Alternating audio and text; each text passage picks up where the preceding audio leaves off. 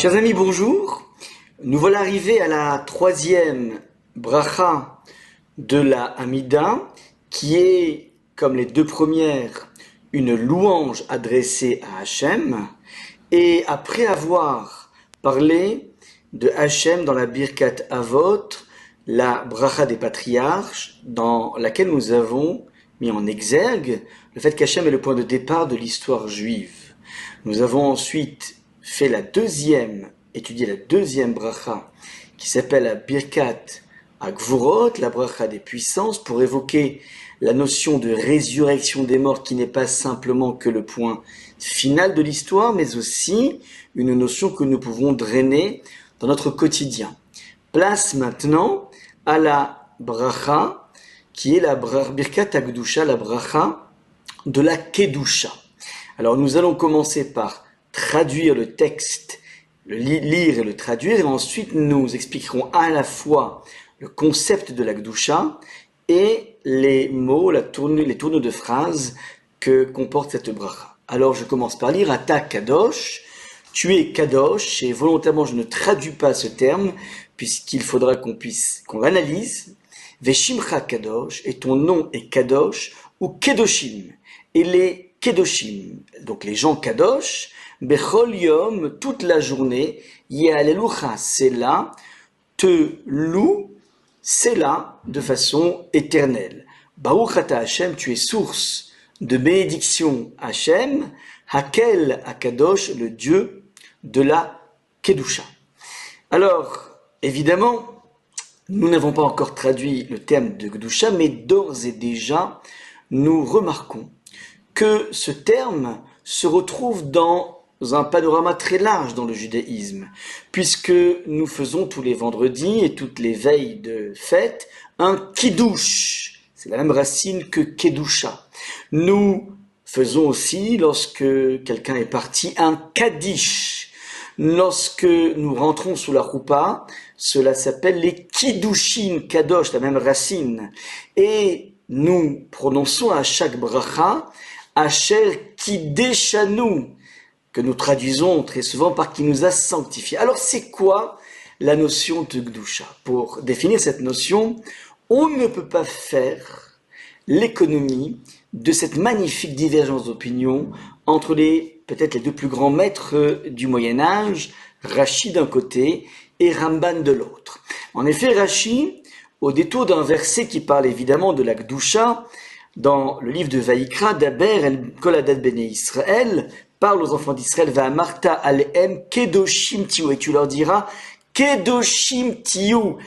Ils traduisent par soyez saints, ki kadosh ani, car je suis saint, ani Hashem Elokechem, je suis l'Éternel votre Dieu. Rashi traduit sur place que veut dire la Kedusha bechol makom shatamotzi geder al erva shamatamotzi Kedusha. Il fait une analyse googlisante du texte et il fait une remarque que partout où nous voyons une notion de barrière à la débauche, là tu trouves la notion de Kedusha. Il en déduit donc que finalement la Kedusha, c'est la barrière aux interdits marqués dans la Torah.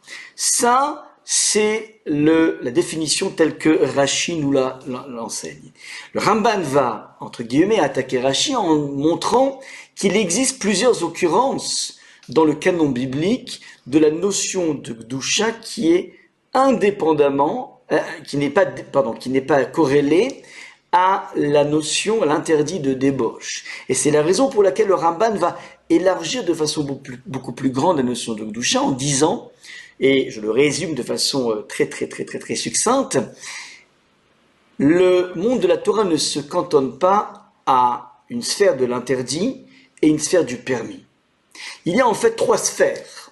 Il y a ce qu'on appelle les interdits, par exemple les nourritures interdites, les relations interdites, donc les interdits, la sphère de l'interdit. Il y a la sphère du permis, donc ce qui n'est pas interdit est forcément permis, oui c'est vrai, sauf que c'est pas parce que une viande est tamponnée avec la meilleure surveillance rabbinique que pour autant je pourrais me gaver de cette viande, de ce chocolat.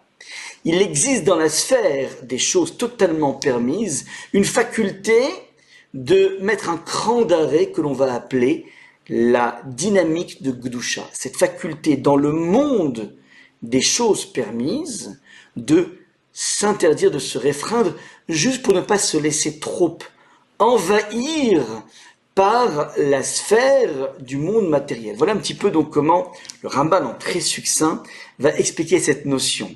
Et ce qui veut dire pour nous, quelle est donc la notion de Gdusha? Nous sommes tous soumis à des multiples influences, qu'il s'agisse des mots à droite et à gauche, des idées, des impressions, des attitudes, des goûts, et la Gdusha sera notre faculté à pouvoir trier dans tout ce qui nous percute, ce qui est bien pour moi et ce qui est mal pour moi, ce qui me fait grandir, ce qui me hisse ou ce qui m'affaisse. Ce travail, cette dynamique permanente, ça c'est ce qu'on appelle le chemin de la Gdusha.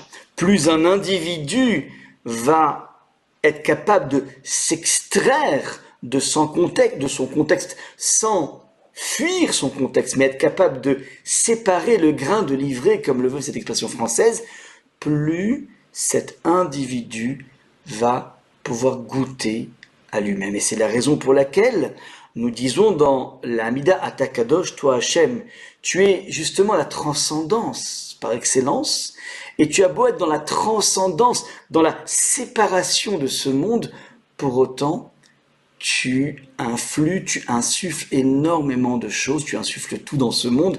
C'est le paradoxe d'une transcendance totalement immanente. Et c'est ce que nous retrouvons dans toute bracha. Baruch Ata, tu es source de bénédiction. Ata, toi, Hachem, qu'on tutoie. Elokeinu, notre Dieu, Veloke Avotenu, et Dieu de nos pères, Elokeinu, Asher Kideshanu. On alterne en permanence entre la notion du tutoiement, c'est la proximité, c'est l'immanence, et Elokeinu, notre Dieu, qui indique une transcendance. C'est un mouvement, c'est une dynamique permanente. Alors rapidement, au niveau des quelques expressions qui sont marquées dans cette bracha, Atakadosh, tu es source de, tu es saint, alors tu es déconnecté littéralement, Veshimcha Kadosh, et même ton nom, on ne peut pas le prononcer à tort et à travers, on a une certaine retenue, Shimcha Kadosh, ou Gdoshim Bechol Yom.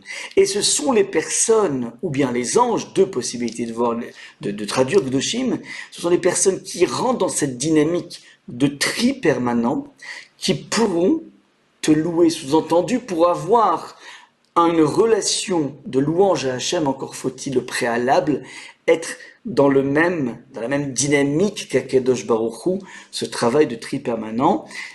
C'est là, je m'arrêterai donc sur ce terme, c'est là veut dire trois choses d'après nos maîtres.